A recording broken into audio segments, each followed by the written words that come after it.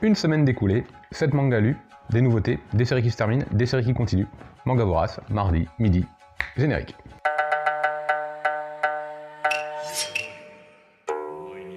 Yo, salut à tous, c'est Authentique, j'espère que vous allez bien. C'est mardi midi, c'est l'heure du Manga Vorace. Avant toute chose, comme d'habitude, bon appétit. Et on commence tout de suite aujourd'hui avec le manga maudit, quelques emojis qui apparaissent à l'écran. À vous de trouver de quel manga il s'agit. J'ai donc 7 lectures aujourd'hui avec évidemment en fin de vidéo l'inévitable coup de cœur de la semaine. Et c'est du très très lourd.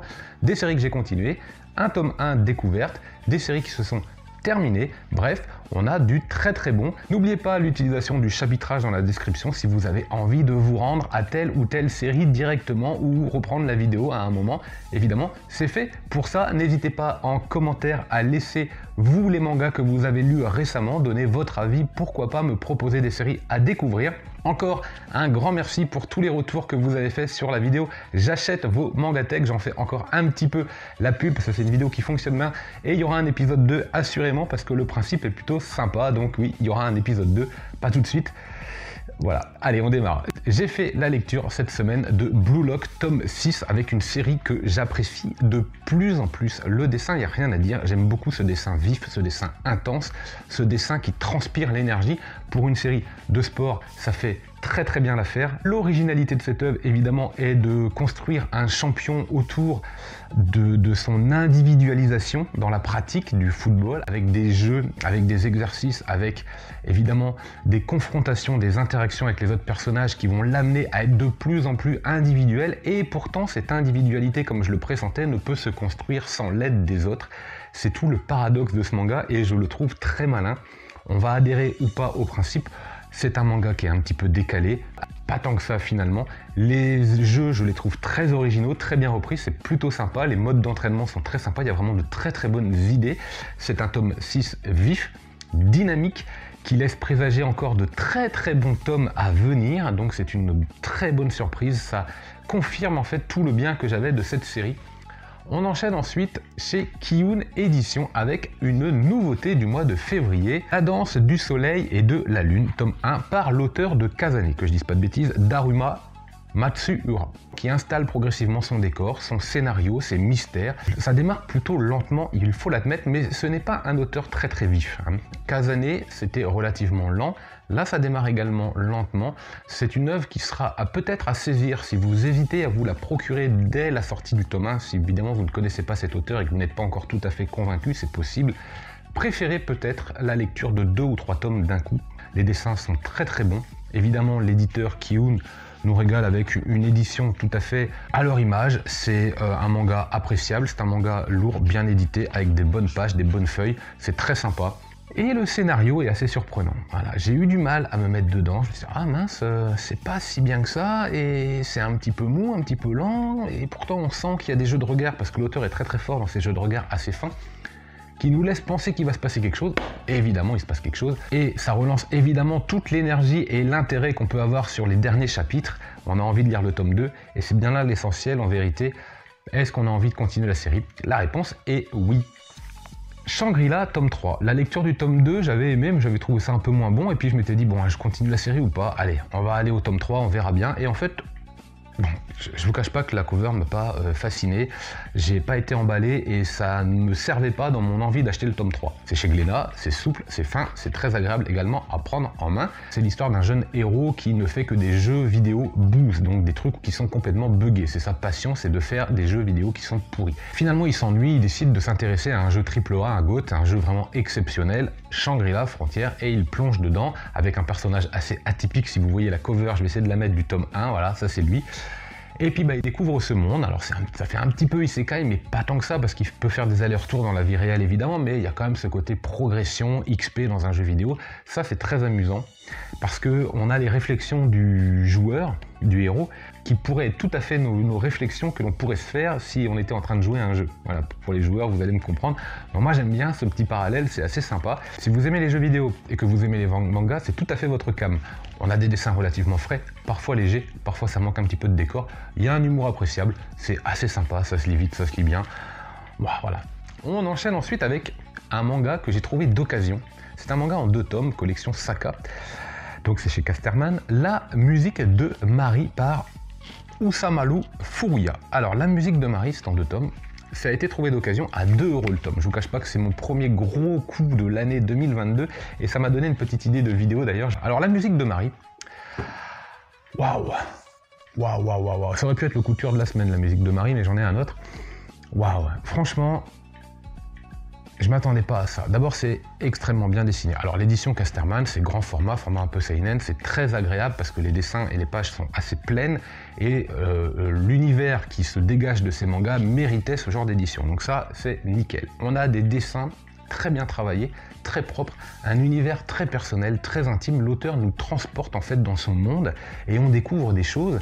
On sent qu'on est vraiment happé par un monde que l'auteur a imaginé, on se laisse complètement happer par ça. Mais la musique de Marie, c'est surtout un manga très intelligent qui va vous faire poser beaucoup de questions, qui va être un parallèle avec finalement la société actuelle. Est-ce que les hommes ont besoin d'évoluer? À quel point ont-ils besoin d'évoluer? À quel point ont-ils besoin d'évoluer technologiquement?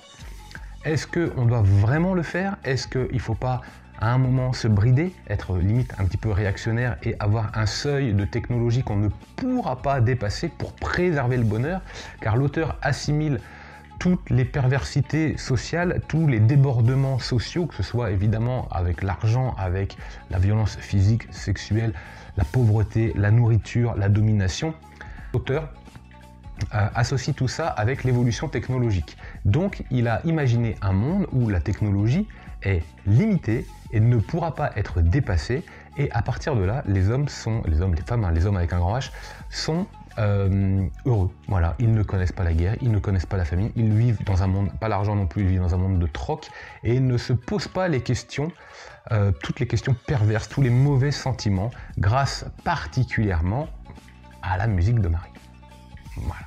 Je ne vais pas trop en dire, mais on est vraiment transporté dans un univers qui a son identité propre, mais qui nous fait poser des questions existentielles et des questions sociales tout à fait pertinentes et contemporaines. Enfin, bon, donc c'est vraiment intéressant à lire, avec un style graphique bien propre à l'auteur également, qui renforce évidemment l'atmosphère et tous les thèmes abordés. C'est vraiment une très bonne découverte à laquelle je ne m'attendais pas.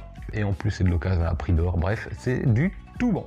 On enchaîne maintenant avec un manga dont je continue les tomes et la lecture parce que je sais que c'est une série qui se termine très bientôt. Là c'est le tome 6 sur 9 ou 10 je crois, Many Reasons Why, avec notre héroïne du premier tome qui meurt et qui laisse dans une classe, hein, parce que ce sont des étudiants dans une classe, et qui laisse un courrier après son décès à chacun des étudiants. Dans chaque courrier, il y a une lettre qui leur est propre, et ils vont essayer de comprendre un petit peu pourquoi cette copine idéale, cette number one de la classe, puisqu'il y a un classement de la popularité dans la classe, et la number one s'est suicidée, puisqu'a priori elle s'est suicidée. Je dis bien a priori parce que finalement, on ne sait pas grand chose en fait. À chaque lettre évidemment va amener son lot de mystère. C'est assez répétitif, c'est plutôt théâtral dans la mesure où ça ne se passe que dans une pièce, c'est quasiment en huis clos ce manga, c'est dans la classe, il n'y a pas beaucoup de décors. Bon, le scénario ne demande pas forcément beaucoup de décors, mais quand même, ça reste assez léger et c'est assez répétitif.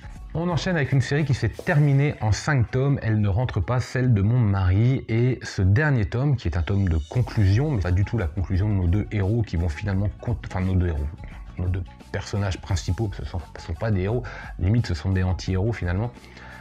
Quoique, on a l'impression que voilà, ça peut continuer. C'est juste en fait du slice of life, c'est une tranche de vie qui nous explique du tome 1 au tome 5 ce qu'il se passe, un problème de couple dont le titre est suffisamment évocateur pour comprendre ce qu'il ne marche pas. C'est pas facile, je pense, d'avoir pu écrire ce récit, et effectivement c'est inspiré d'une histoire vraie, et petit à petit on se rend compte que l'auteur de cette histoire, l'autrice de cette histoire, vraiment s'est livré à quelque chose d'intime, a rencontré un succès peut-être inattendu. Au niveau du dessin, ça reste très léger, mais on ne demande pas forcément des dessins excessivement réalistes ou incroyablement bien dessinés avec ce genre d'œuvre. Au contraire, on a besoin d'avoir un trait particulier, d'avoir un trait intime. C'est une œuvre qui est intime, on avait besoin d'un trait intime, voire parfois pas forcément toujours très bien dessiné, mais ça renforce vraiment ce sentiment d'intimité où l'auteur se livre. et on respecte vraiment ce choix. Édité par Le Lézard Noir, donc on a un format sans cover, vous le savez, un petit peu grand, pour public averti, il n'y a pas de cover, donc méfiez-vous évidemment au transport si vous les commandez, c'est pas toujours facile à trouver, Le Lézard Noir, souvent par les commandes ça marche mieux, donc méfiez-vous évidemment que les mangas ne soient pas trop abîmés quand vous allez les recevoir, mais c'est vraiment une série très agréable à lire. J'ai été surpris de plaisir que j'ai eu à découvrir cette œuvre et à la conclure. Très intelligent, très bon. On va passer au coup de cœur de la semaine, et honnêtement je ne pensais pas, mais vraiment pas, que ce manga là serait le coup de cœur de la semaine. Je vous parle, c'est chez Mangetsu, des chefs-d'œuvre de Junji Ito, volume 1, donc le volume 2 est sorti je pense au moment où je vous parle, ou va arriver, enfin en tout cas j'espère que vous allez vous le procurer parce que celui-là était très très bon. C'est un recueil d'histoires courtes du maître de l'horreur, donc on va avoir plusieurs petites histoires, notamment l'apparition de Tomie, chapitre que l'on peut retrouver également dans Tomie. Bon, celui-là je l'ai pas lu puisque j'ai Tomie, et honnêtement Junji Ito maîtrise les petits formats, je trouve, avec une intelligence et une force qui, je pense, est intouchable. Voilà, personne ne pourra faire mieux que Junji Ito dans ce genre-là, j'en suis presque certain. On avait eu des petites histoires, notamment avec les montagnes et les corps comme ça, je sais plus dans lequel, Spiral, Gyo ou Tomie, ou Sensor, je sais plus dans lequel ça apparaît. En tout cas, je trouve manifestement que Junji Ito maîtrise les histoires courtes beaucoup mieux que les histoires longues, et je trouve que le genre manga horrifique, un peu grand guignol parfois, est beaucoup plus appréciable avec un format court qui est nettement plus adapté pour ce genre de récit et d'ambiance. Les histoires peuvent se lire comme ça indépendamment des unes des autres, comme vous voulez. Bon, je l'ai lu dans l'ordre, mais vous pouvez le lire dans le désordre. Vous pouvez commencer par le 2, revenir sur le 1 si vous avez envie de les acheter. Les dessins, évidemment, sont géniaux, même si c'est parfois un peu froid, un peu rigide, un peu figé. Je trouve que ça participe bien à l'ambiance de l'horreur. Au contraire, justement, ça permet d'accentuer les jeux de regard et d'accentuer les contrastes avec l'énergie qu'il peut y avoir dans les pièces, ou l'absence d'énergie d'ailleurs parfois. L'édition de Mangetsu est très très bonne. Là, on a vraiment ce format-là un peu plus fin. Autant Tomie était très épais, donc je le trouvais un peu fragile. Enfin, en tout cas, il me faisait un petit peu peur et c'est pas forcément facile à lire, notamment le soir en position allongée. Autant celui-là se tient vraiment bien en main. On regrettera l'absence de signet. Bon, est-ce qu'à l'avenir, on pourrait avoir un petit signet là? Donc, le petit cordon en fait. Ce serait pas mal, ce serait pas mal. J'ai vraiment hâte de lire le volume 2, c'était le coup de cœur de la semaine, les chefs-d'œuvre de Junji Ito, tome 1, rendez-vous avec le tome 2. Voilà, c'était l'ensemble des lectures de la semaine. N'hésitez pas, vous, dans les commentaires, à me dire ce que vous avez lu, ce que vous avez apprécié. Si vous avez envie d'autres infos sur les mangas que je viens de vous présenter, pas de problème, bien évidemment. Vendredi, ce sera l'achat manga du mois de février. Et en attendant, je vous dis